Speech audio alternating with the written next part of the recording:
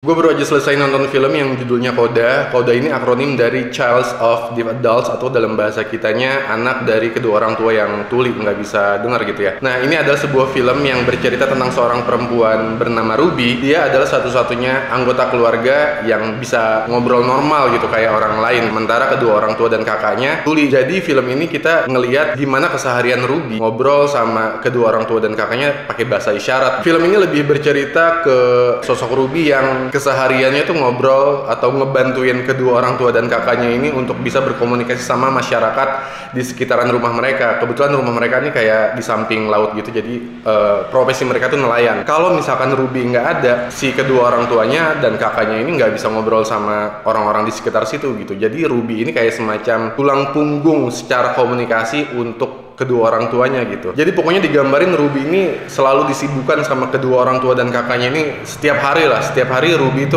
disibukkan dengan hal-hal yang menjadi kebutuhan kedua orang tuanya gitu. Karena kan orang tuanya nggak bisa ngobrol dengan bahasa normal gitu ya. Padahal Ruby sendiri punya kesibukan gitu, kayak dia sekolah, kayak dia ikut ekskul kayak gitu-gitu. Nonton film ini bikin lo bersyukur dan merasa bahagia sih, karena dalam sebuah keluarga walaupun ada benci cintanya gitu, komunikasi ternyata tetap terus berjalan gitu. Jadi ini sosok Ruby ini digambarin emang bukan malaikat gitu ya. Ini kayak manusia pada umumnya, seorang anak remaja pada umumnya yang kadang kesal sama keluarga, kadang juga benci atau cinta gitu-gitu ya.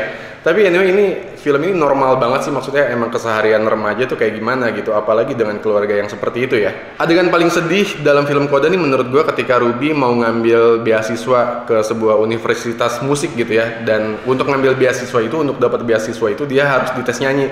Dan pas Ruby nyanyi nih dia pakai bahasa isyarat, biar kenapa? Biar keluarganya ngerti apa yang dia nyanyiin. Ini keren banget sih, film ini gue kasih rating 9 dari 10 karena kesederhanaan berceritanya ya, tapi penuh makna gitu.